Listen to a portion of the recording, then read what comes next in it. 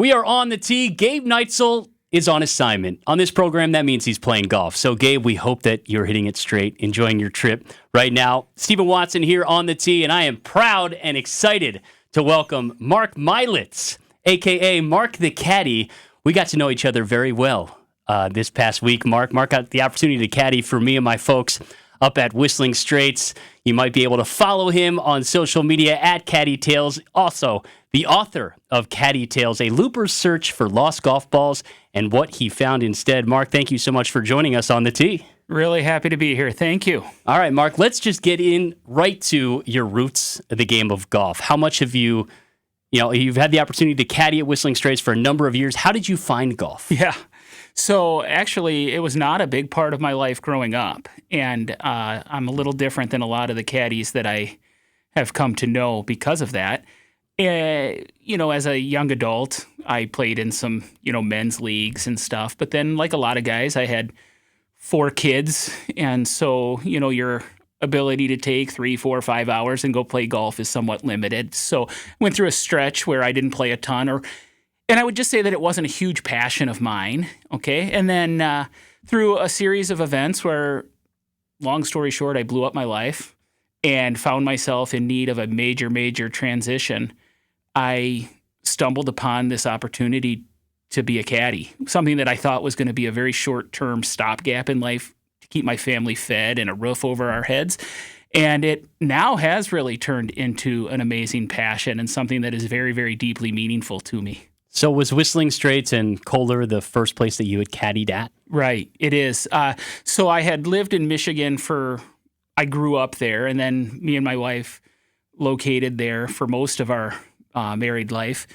And I actually served as a pastor there and just got into a lot of deep anxiety, deep depression, isolated, and it really translates to a lot of what I see in the game of golf. So a lot of times somebody hits a bad shot, and instead of taking their medicine and getting back on track, what they'll do is they'll exacerbate it by making another maybe risky or poor decision to kind of cover up the one that came before.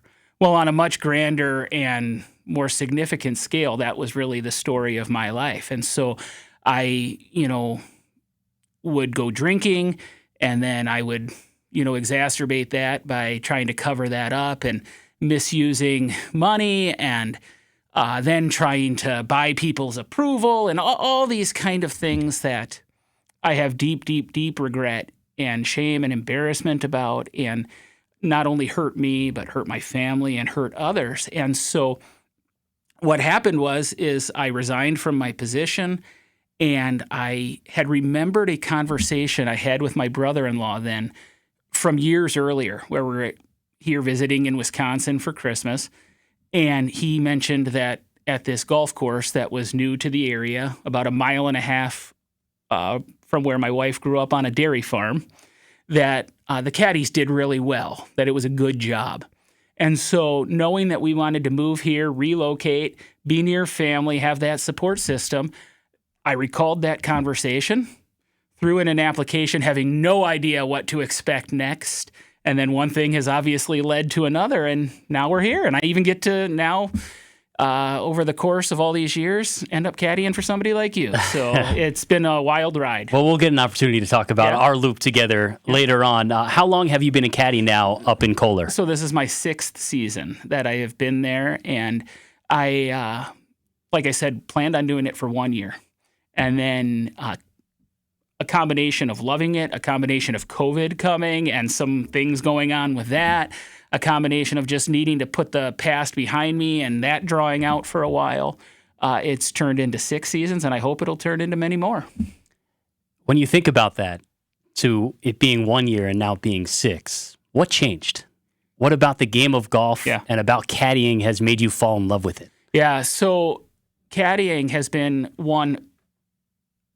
an amazing experience for somebody who needed to work through some things, had some anxiety. Those long walks on the course, being in a beautiful setting, turned out to be tremendously therapeutic. Being in community with other caddies and then also witnessing solid community in the other golfers is something that was deeply meaningful to me. And then witnessing the game of golf and how it really does mirror life. And I look at how I had put all these expectations on myself in my previous life. And when I didn't live up to them, I would have just deep frustration and issues with control. And I would see how some golfers would act like that. And my first reaction is to be so annoyed or upset with them, but realizing, well, that was me. And so then I had kind of this empathy, or at least a way to understand them. Other times I'll see somebody finally get that one shot that keeps you coming back that all golfers talk about, and not seeing them celebrate like maybe they should, instead focusing on the negative aspects. And I realized, well, that's what I did. Maybe 9 times out of 10, there was something good, and I only lamented the something bad. And so that's made me also translate into how I look at caddying, is help people celebrate those little wins and see it as something fun and beautiful, where they get to be in this awesome setting, where they get to be with people that they care about. And I just love everything about it. You mentioned therapeutic as a word to describe what that is for you. Did you find golf, or did golf find you? Yeah, I really think that golf found me. I think that it's turned out to be something where I can use the gifts and talents that are inherent to me in a setting that is new, but has a lot of parallels, but has also turned out to be much healthier for me as I look for some healing and hope and growth in my life. Golf has provided that in a way that I never, ever would have expected it to. Once again, talking with Mark Militz, who's a caddy over in Kohler at Whistling Straits. Had the opportunity to loop with him last week with my parents. We'll get into that round later on in the show. You can follow him at Caddy Tales on social media, author of Caddy Tales, the book. You can buy that on Amazon, correct? Correct. All right, yeah, definitely a great read. Highly recommend it. Mark, now, I was reading into your bio and your website where you can buy your book as well. You said, what began as a personal journey of redemption has evolved into an unwavering dedication to inspire and uplift. You talk about your dark times that you had in your life and overcoming that and finding golf. Now you're able to spin that into positive energy with players on a daily basis. How special is that connection for you to have that with people on a daily basis? Yeah, it's really meaningful to me because I want people to enjoy and experience those little wins, those blessings in life, see the big picture, and have just a sense of gratitude and joy, something that was so often missing from me. And so, to what many might be trivial, the knocking around of a golf ball, well, there's opportunities there that parallel and mirror our lives so much. And what has become a mantra for me is that, no matter how many shanks and misses and just flat out, terrible things that have happened, just like in golf, in life, there's always a next shot, and it's always full of hope and opportunity. So instead of letting that past define you, I think that we move forward and look forward. One of the biggest struggles for me, actually it is the biggest struggle for me, it's one that I still carry with me every day. And even when I meet somebody new like you and I have a discussion like this, it's always there, is this past all that person is going to see me as? Is the negative stuff that they can see and know about me, is that all there is? Is that how they're going to define you? And I know that for some people, that is all there is. And that's how they look at you. And in life, I have found that a lot of times people need those people in their life because that's the way they feel better about themselves. Yeah. At least that person is worse. And I see that on the golf course is, hey, we might be playing slow or I might be bad, but at least I'm not as bad or as slow as that person, okay? It's always the other group that's the trouble. So that's just a human nature issue. But what I have found is that I take that same feeling about my life, this desire that I don't want to be defined by that. It's a dark period. I wish that I could go back, but I can't. And so all I can do now is move forward and do differently and do better. And so in the same way, I don't define golfers. So, you'll meet golfers on the first tee and they're apologizing already, or they're worried about their score, and they think all you're going to see and know about them is the misses or the bad shots. And I tell them right away, I could care less about that, and if I have to walk a little bit more, quietly, I would love it if I was always walking down the middle of a fairway and it was an easy round. But I don't define the player by those bad shots. And I'm constantly trying to get them to focus on the next one instead of looking back on the past one. And so just like in professional golf, the best players in the world have this ability to put the bad hole behind them and move forward. Somebody like a Scottie Scheffler has that wonderful gift. And so that's what I try to bring to what I'm doing out on the course. And I think most days it's pretty successful. And some days I'm sure there's misses. But again, a beauty is that round or that issue isn't going to define me. There's always a next loop.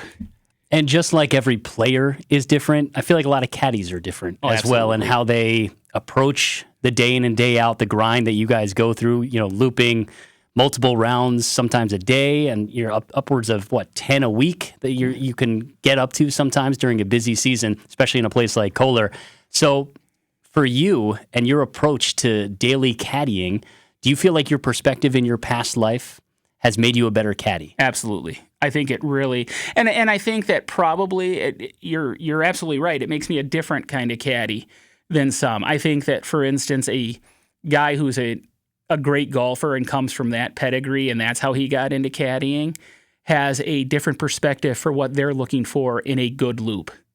And then you've got some grizzled veterans who've been there, done that, and maybe their patience isn't what it once was or could be.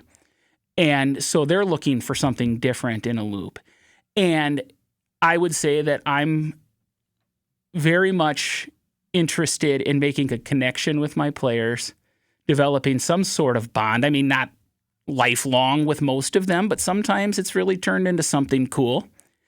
And giving them the best experience and helping them to stay positive and helping them to continue moving forward with some joy. And it really does stem from what I've been through.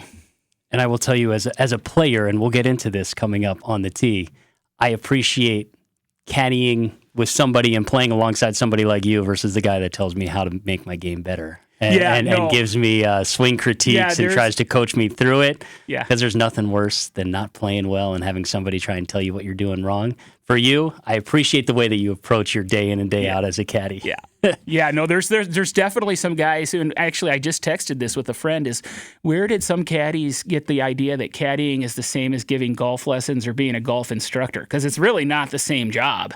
And so, when you got a good golfer, especially somebody like you, who is having an obviously bad day, well, the best thing you can do in that situation is usually just shut up.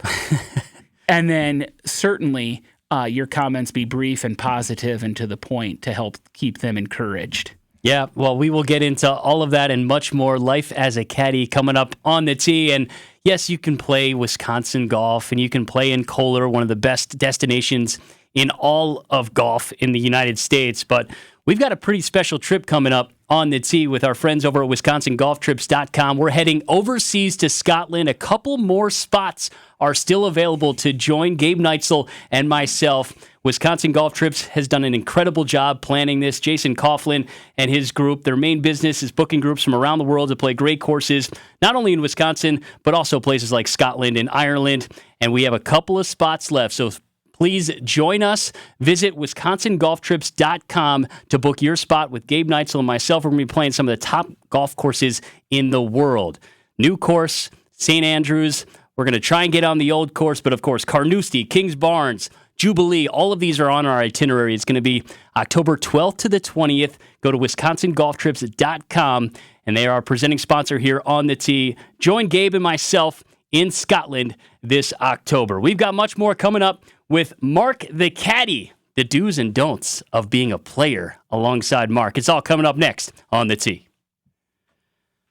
We are back on the tee. Stephen Watson joined by Mark the Caddie. Gabe Neitzel on assignment right now, playing some good golf up in Michigan. He'll join us next week to recap not only his golf in Michigan, but congrats to Gabe Neitzel and Tom Lee winning the member guest at Blackhawk in Madison over the weekend. I know Gabe is very excited to detail that victory. I also had an opportunity to play the member guest at Wisconsin Country Club with my dad, but before that, we had the opportunity to loop around at Whistling Straits with Mark the Caddie, who is a caddy over in Kohler. And Mark, thank you so much again for joining us on the tee, being my co-host this week. I think it's so unique for people to hear a caddy perspective of what a day in the life is like, but also how we can be better as players when we get the opportunity to play with a caddy. And I have said it, and Gabe will say it, that taking a caddy is so important to enhancing your golf experience. No matter where you play, the opportunity to have somebody who knows the course, who has, different perspectives about the game and has been around so many different types of people like you have yourself. I think it's such an ability to enhance your round when you get that opportunity to pay for that. It is certainly worth it. Highly encourage you if you get the opportunity to play up in Kohler, and be sure to request Mark the Caddie. You can find him on social media at Caddy Tales as well. A great follow there. He details a lot of his loops that he has throughout the week. But let's just take you through a day in the life of Mark. I imagine no 2 days are the same for you in this line of work, whether it's the players, the conditions, what course you're caddying on. So what is the day like for you? When do you find out what course you're going to be playing on? Morning, evening? Detail all that for us, Mark. Right. Yeah, no, you hit that right. There's no 2 days that are alike.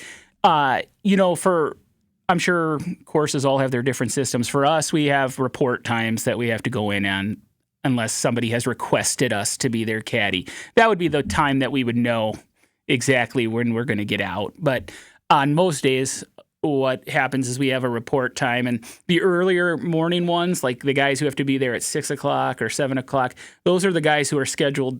They have to be available to go 2 loops that day. And so that's just an amazing grind. You got to be mentally right for that.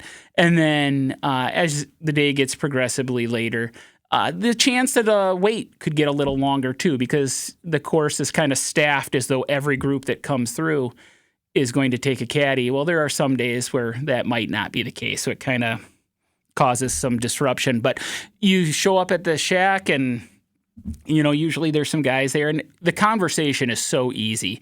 That is one thing that I really have grown to love, is that there's no difficulty just getting in amongst a group of caddies, and you could really most times just finish each other's stories, and everybody has kind of experienced similar things. But you recap loops, or you talk about, the good, the bad, and the ugly. And guys certainly have people that they are, friendlier with or more connected to outside of the course. But just about everybody can kind of carry on a conversation together. So eventually you get called up, and you really don't know which course you're going to be on in particular. There's a chance you could 4-caddy on one of our courses, or you're going to go out and bag carry on Whistling Straits, which is, I think, the preferred for a lot of guys, except for yesterday. I really wanted to get on the other course so that I could just get a little bit of a break from having the bags on my shoulders after a really hot week last week. And that was made possible to me. You go up to the bag drop and you meet your players, and there is a sizing up that happens. Yeah, that was my next question, because I'm so fascinated about this, because I've felt sized up before as a player, and I try not to get emotional about it, but you get the first couple of swings on the range, and you look back at the caddy, and they're just kind of cleaning their clubs like, all right, I think I got a player, and then he watches me chunk one, and he goes, oh, this could be a long day. And it's just so fascinating when they know nothing about you. Yeah, and there's some real snap judgments. Yeah. Because there are some guys who don't come across all that well or friendly because they're like so in the zone in that time beforehand. So you're even standing by their bag waiting to, introduce yourself, and they are just like, they go and grab a putter right out of their bag and head to the putting green to get in those last 5 practice putts before we got to be at the starters table or whatever. And they're not real conversationalist, and so you're like, but then they might turn out to be the greatest guy. you're looking at not only if you go out to the driving range and look at their game, you're kind of obviously making some judgments based on their clubs and their bags. Yeah. I mean, you really can. You can. It's not foolproof. Everything's a generalization, but there are some things that you can kind of tell. Do they have bag tags from like all the best courses around the world? Well, that tells you they probably have been to a place like this and know. And you're hoping for a nice tip at the end of the day. Yeah, and then there's like one of the things that I have found on Twitter, if I really want to get people fired up, I share my disdain for the 14-slot golf bag, which if you have on the back of a cart. I have a disdain for that as well. Yeah. If you have it on the back of a cart and stuff, I know the engineering and accounting type mindset really likes those, but they're kind of tough to carry as a caddy. We can call them OCD mindsets too in this program. Yeah, right. Not only are they tend to be a little heavy, but they're just kind of when you're walking with multiple clubs and 2 bags, they're hard to navigate. So you're kind of like, I hate to say it, but there's probably some caddies who've already got kind of a negative feeling going. So you got to fight that, You're looking, oh my gosh, these clubs look like they were bought 42 years ago from, a garage sale, or this person has the new. The person who bought them from the garage sale 40 years ago might be a better player, but I'm just talking about those vibes heading into things. There's that little sizing up that goes on. And so then eventually you make it out to the first tee. And but before we get to the first tee, you talk about sizing somebody up. So Gabe and I, you haven't had a chance to caddy for Gabe yet, but hopefully one day. He wears really loud clothes, like ridiculous pants. He's proud to be wearing the pants. I like to dress up myself. I like to look good on a golf course. It's just like look good, feel good, play good type of mentality. I try not to be showy about it, but I like to wear nicer clothes that might match that, I feel good on the golf course. How quickly do you judge people based on their clothes? Oh, yeah, you do. And if you can say, oh, he looks the party. Like I actually use the phrase, oh, that guy's right out of Central Casting the other day, And usually that's a good thing, What I'll tell you is the example of clothing where maybe you're like, is when you have a whole big group of guys and they've got like matching team uniforms. You saw this like Ryder Cup year or whatever. These are guys who've been planning this for a year and their whole life is riding on what's going to happen the next 5 hours. And so you're like, batten down the hatches. What's this going to be like? So, there's clothing, clubs, bags, just initial greeting. All those things play into kind of how are we going to walk up to that round? Feeling good? Feeling maybe a little nervous? Who knows? So you have somebody who's wearing like the Ricky Fowler orange and he comes out and you're like, all right, you better shoot 75 today. Right. But he goes out and shoots 105. Do you kind of feel good about that? Yeah. Well, my job tends to go better when people score better. So I wouldn't say naturally feel good. Oh, come on. You can say deep down in your soul you might feel good. But the human nature spiteful side, it's there in all of us. So absolutely, it's karma. You can say that. And so but I would also say there's different kinds of groups that generally make up, and I write about this in the book. You have your father-son group, you have your husband-wife group, generally older couples, but not always. You have your country club group, like the club plans something. So I was just out with a huge group of that. Well, there's little things like if you have the country club group full of 30 men, just trying to figure out which time each of them going on. You're ready to have an aneurysm by the time that whole process is over. Hey, which group are you in? I don't know. And it's like, if you're an OCD caddy, that's your nightmare. Then there's the college buddies trip group. There's we're drinking 15 on the course group. Yeah. There is no greater divide in life than day 1 of a college buddies golf trip and day 4 of a college buddies golf trip. And if you're the caddy who gets them on day 4 and you haven't seen them yet, it's a totally different loop than maybe the guy who had them on day 1. And so the 4 women golf group, it creates a whole nother set of kind of feelings for the caddy. So there's all these kind of different groups. I had a corporate group yesterday, so that's a big makeup of them. Each one of them brings a little bit of something in their caricature to the table that has the caddy's mind churning a little bit. All right, so you had mentioned getting on the first tee and you're watching somebody hit their first shot. What is that feeling like for you as a caddy? And you go back to early judging. Yeah. A lot of people are shaking over their first tee shot. So how do you handle that? It's fascinating. You have guys who are successful. You know that you have seen millionaires. You've got guys who have performed brain surgery, guys who are running companies, and their hands are literally shaking putting a little ball in the ground. It's golf is the great equalizer in that regard. It's not so much for me how they hit it on the first shot because I chalk it up to there are going to be some nerves, or that first swing might be really quick. It's what is the reaction, or how many disclaimers are they making? Oh, I haven't played in a while, or oh, this is, I've had a back injury, all that kind of stuff you're noticing. If they hit a breakfast ball, how far are they making you go search for the first one that's 500 yards away from the second one? Those are little tales about maybe how easy or difficult the loop is going to be. Yeah, and I mean, I can't imagine how that tests you mentally as you're just kind of probably cursing under your breath to yourself, walking, be like, oh, I got this group today. Well, or vice versa. And you're like, wow, these guys seem like this is going to be a fun 5 hours ahead. And it's a customer service job, and we are at a world-class place, and people have paid a lot of money.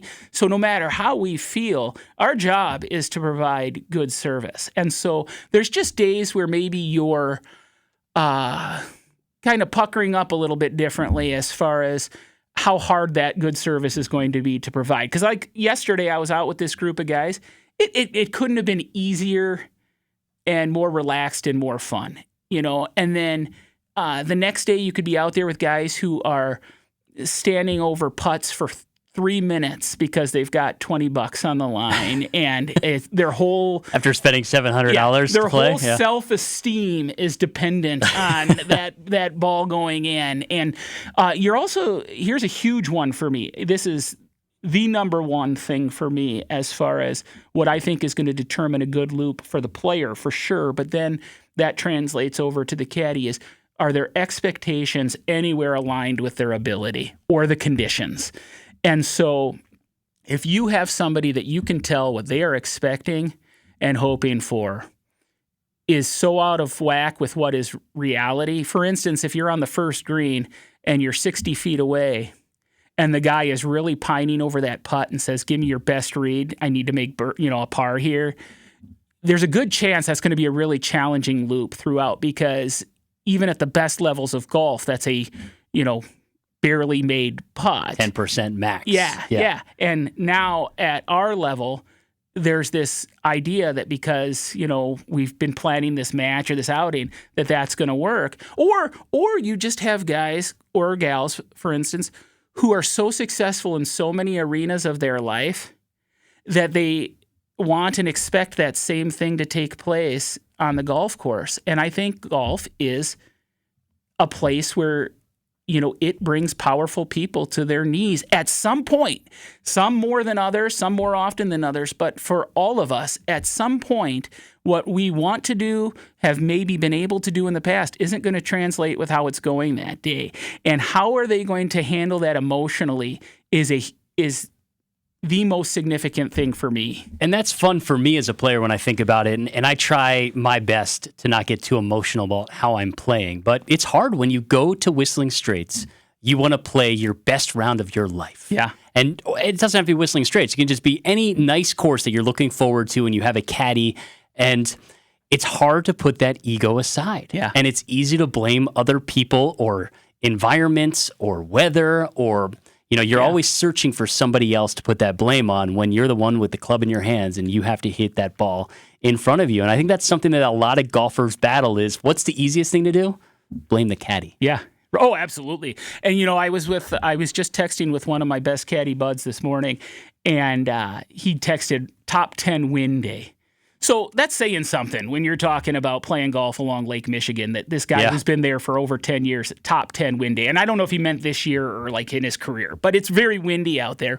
He's with a corporate group, and without divulging who this person may or may not be, he is with somebody who I would venture is very, very, very, very, very successful. And so now you are in a condition with, say, 30-mile-an-hour wind in the face where virtually nobody is going to play really well. I always take people back to the second day of the Masters this year where they had some wind in Augusta, and I think one guy went under par out of the best players in the world. Yeah.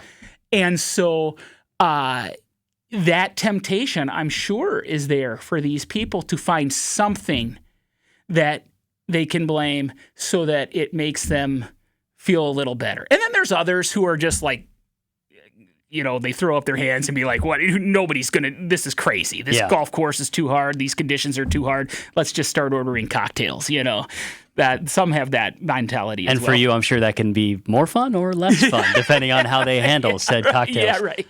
What is the most heard excuse you've gotten from a player? Yeah, I haven't played in a while. This is the first time I'm playing this year. Or, I've had this injury. Or, this is, these are new clubs, or something along those lines. Definitely the disclaimer about not playing in a while or having had some injury. And, those are opportunities when we talk about, okay, let's kind of flip the script. Here's somebody who's trying to already couch the day in a negative. Yeah. Games between the ears. Yeah. And so, I'll say to players, guy, on the list of things that I care about today, how well you play as far as how it impacts me doesn't crack the top 10 of the list, okay? So relax, stop with the, disclaimers, and let's just have some fun. You're trying to get them to relax a little bit, get rid of that self-consciousness, and now start couching the day in different terms. Like there's other things that can make this day a success. Like for instance, how cool is it that in golf, I mentioned some of these different groups. In the last month, I've surely had a husband and wife who are empty nesters now saying, hey, we've got all this time to spend together. Golf's that activity they can both do. A father and son, where that bonding we know is vital in life. They're doing that on a golf course. You've got corporate groups like the one I had yesterday of people networking, and golf can provide that atmosphere and place for them to do that. You've got the college buddies who now live all over the country saying, hey, there's one place we're going to fly into and all meet so that our relationship stays strong. There's what other thing than golf does that so beautifully? And so there's this opportunity to start getting people to say, even if I don't score the way that I want to, which for good golfers is harder for them to understand than maybe the high handicappers. There's other ways to measure success today. Did I make a new contact? Did I get to bond with my son and have him see me handle stress? Or even things like how to treat service workers or how to treat the caddy, a lesson that this kid is going to remember for many, many years. There's a lot of ways to couch a successful day out there. Well, you talk about perspective, and that is something that I try to have regularly on the golf course, but I had a moment of perspective with you at Whistling Straits when I had the opportunity to walk alongside of my parents. Yeah. They are the ones who made me fall in love with this game, and my grandfather, who's no longer with us. And the moments that I get to spend with them on a golf course are always something that I can cherish. So coming up on the tee, we're going to recap our round together at Whistling Straits, and we know how good of a caddy you are. Clearly, you're on the program, so I enjoyed the walk with you. Otherwise, I probably would have found another caddy to join me this week on the tee. But you know who else has some of the greatest caddies? Aaron Hills. And Aaron Hills always does a fantastic job whenever you step foot on their ground. Hospitality, we always appreciate the way that they have supported our show from day one. Their Golf Digest, 10th ranked public course in the nation, charming overnight accommodations and championship golf experience, and of course, the host of the 2025 U.S. Women's Open Championship. The next major championship coming to Wisconsin will be at Aaron Hills. Learn more at aaronhills.com. Well, we're heading back up to Kohler. Coming up next on the tee with Mark the Caddie, we recap the Watson's round.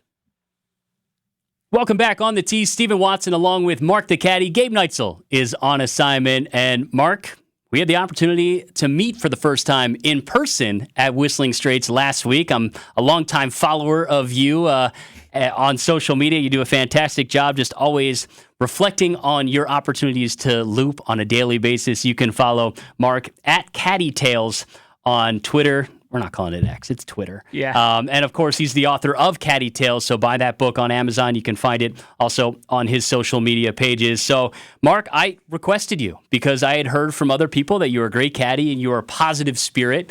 And I had the opportunity to set up a round with my mom and dad who flew in from Philadelphia. My dad played in a member guest with me this past weekend, but I wanted to treat them to one of my favorite walks of golf that I've ever had, and that's at Whistling Straits.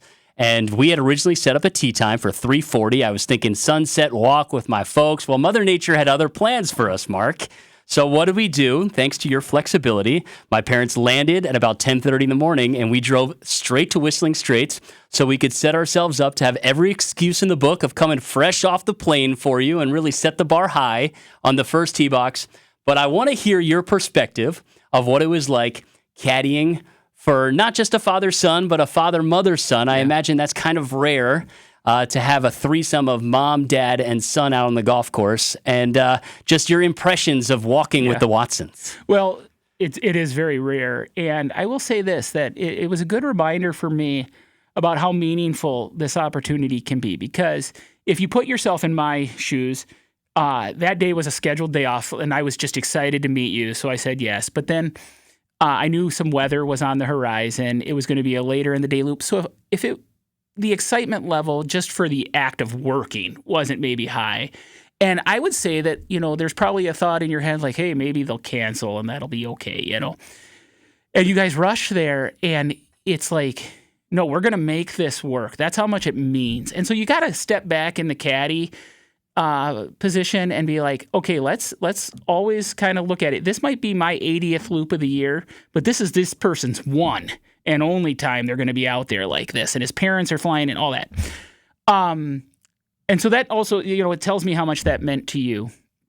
And I've always got to remind that. And then, you guys showed up at like 12:00 something for a 12:12. Yeah, well, I'll be honest. The Watsons are known to be show and go golfers. Yeah. My mom and dad love just showing up on the first tee box. They're never late, but they're as close to late as you can be sometimes. And it frustrates me to no end. But then I'm a new dad. I've got 2 kids under 2.5.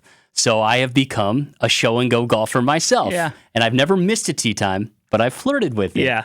I take a lot of pride in not being late to a tee time, but we showed up 10 minutes early, which I felt like was enough time. But then I remembered the walk to the first tee is like 7 minutes in and of itself. So we really pushed it with you. Yeah, and your lovely mom, who I assured I would say only nice things about, because she was great, but she was using somebody else's clubs. Yeah, that's true. And so that's a built-in excuse right there. And you could tell, she's exhausted. They flew early in the day. And yet she wasn't going to be like, hey, we're getting off this course, because she loves her son and she knows this is a meaningful day, and it was meaningful to her because the family is together. So, she may not have played her best golf, but it was still awesome. Yeah, it was fun for us. That's something that I've understood about this game and the way that it can bring people together and the common bonds that you can share through the love of golf and where it can take you. And it took me to Whistling Straits with my parents. It was the first time we played there in a decade. And I didn't care going into that round whatsoever what I shot. I just wanted to see them smile. Like that was the pride that I took and be able to host them up there. And it was kind of one of those moments that allow me to step back and realize how fortunate I am. Yeah. Right? To be able to do that for them and through connections set up an incredible tee time, and we can't thank the folks in Kohler enough for helping make this a reality for us. Kind of a last minute notice as well, and for you to be flexible. But I want to know, you caddied for me for 18 holes. Yeah. How can I get better? Yeah. So actually, I could tell you're a serious golfer, and yet you did.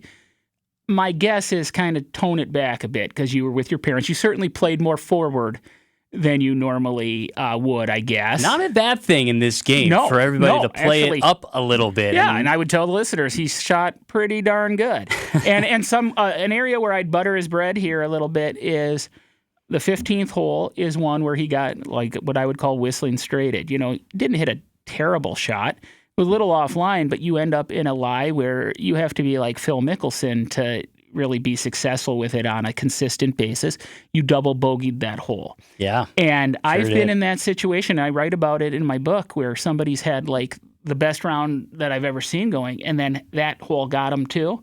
And it ruined the rest of the round. And there's 3 iconic holes left to go. Some of those beautiful things you're ever going to see. And you had an eagle opportunity on 16. If your caddy would have given you a better read, you probably would have made that one. No, you were great. But you birdied it. And then 17, I think you parred, and 18, I think maybe you did. I can't remember exactly. But you didn't let one hole turn into the next 3 bad holes. And so that's something that I always think is great because I'm sure you had like a potential for under par going, and then so that was really good. So again, I'm not a golf coach, so I don't know exactly what you can do better with your swing or this or that. So I would say that it was just a truly enjoyable time. You may not realize this, and maybe gives you some perspective about what the caddy's job is like out there.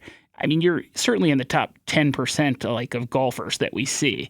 And I didn't bring you on the program to butter me up like this. I want to get better as a player. It was pretty caddies. Weird. No, it's not often where you can pretty much, like I could tell you a club, a relative distance, whatever, and have a certain level of confidence the ball was going to land in the general vicinity, or whatever. And there's some days where we can't take that for granted. And so you're zigzagging and all over the place. So I thought you did great, and I thought you showed a extremely high level of appreciation for your lot in life that you were able to be out there and to be with your parents.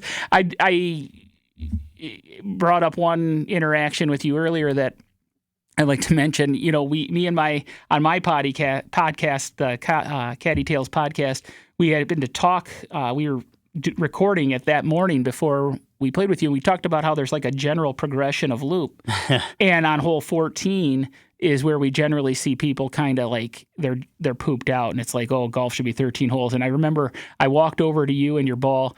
And you're like, oh, I think my parents are kind of fading. And I'm like, yeah, your mom's level of give a is pretty low because they were kind of tired at that point. And so, you recognize that, but it was a great day. It was hot and humid, and we beat the storms, and we got in before dark, and so I consider it a win. Yeah, it was a win for us, and certainly my parents loved meeting you, loved looping with you, and as always, love the property. It's hard not to love that walk. And Mother Nature was smiling down on us because she held off the rain. We even saw a little blue in the sky to finish the loop.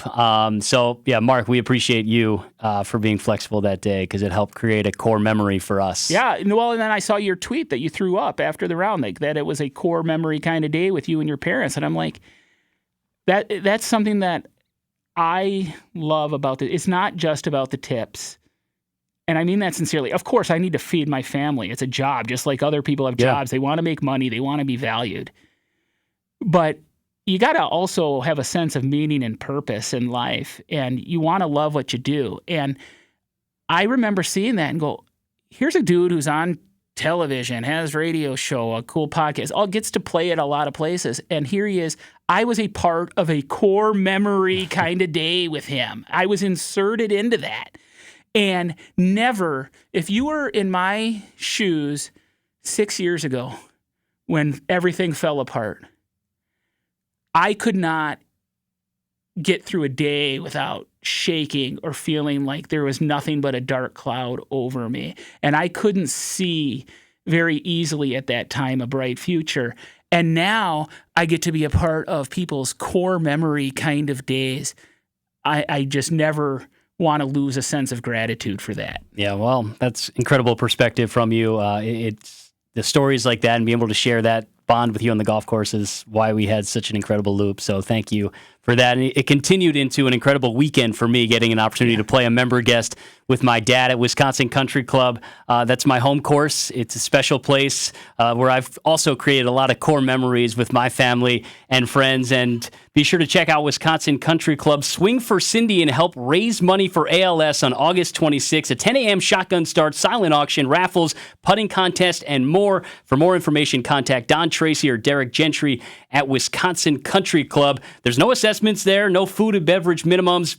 Gorgeous golf course, one of my favorite walks in the state of Wisconsin. Of course, no bias here for me. Pool, tennis, pickleball, and themed Sunday fun days at the pool. We got birthday parties you can plan there. Wisconsin Country Club, it's my home course. It can be yours as well, so be sure to check them out online. All right, we're going to go through the favorite hole of yours on Kohler's Whistling Straits coming up next on the tee.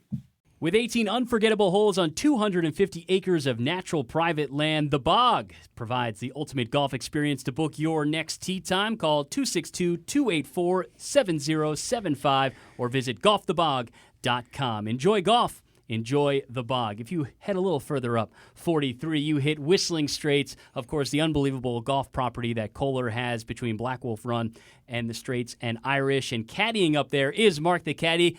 All right, Mark, our Gruber Law Office's one call, that's all, pick of the week. Your favorite hole on Whistling Straits? I just have to say there's a tie, the par 3 7th, because it's just the picture is going to be forever ingrained in my mind, and I've seen a couple of hole-in-ones there, and that's created lifetime memories for me.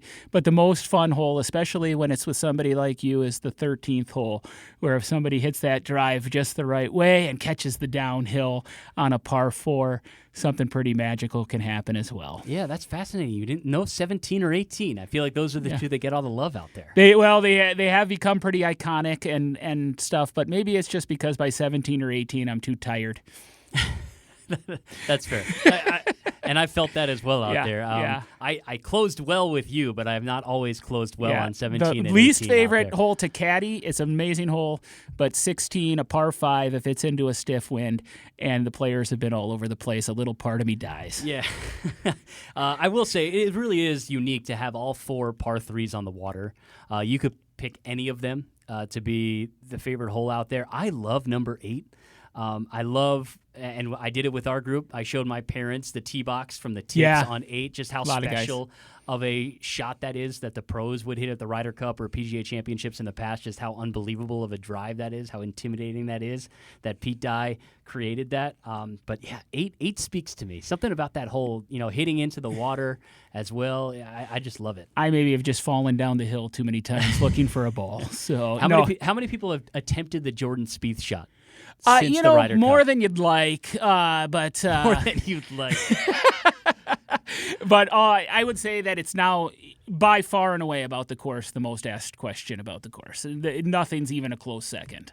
It used to always be the Dustin Johnson shot. Correct. Now it's the Jordan Spieth shot. And really, Jordan Spieth eliminated the Dustin Johnson shot. I mean, it's like you would always be asked about that, and now it's Jordan Spieth 100% of the time. All right, Mark. Well, we appreciate you joining us here on the tee once again. If you have an opportunity to go up to Whistling Straits or even Irish, be sure to request Mark the Caddie. You can find him on social media at Caddy Tales, author of Caddy Tales. You can buy that on Amazon. Where else can they find the book? Please just go to my X account or Twitter account at Caddy Tales, Mark the Caddie, and there's a pin post even where you can buy it where there's a promotion and even maybe have a chance to win a free round of golf. There you go. Check me out there and would love to meet you someday. And, I had the opportunity to walk that course with my parents. It makes for a great gift for parents or golf lovers anywhere. Buy Caddy Tales. Follow at Caddy Tales. Mark the Caddie, we appreciate you again joining us on the tee, and thank you again for the core memory that you created for me and my parents. Thank you. My pleasure. All right. That's Mark the Caddie. Gabe Neitzel will be back with us next week. We will recap our member guest experiences and his trip to Michigan. Also, I got to play some other great courses in Wisconsin after playing Whistling Straits. We'll detail it all coming up next week on the tee.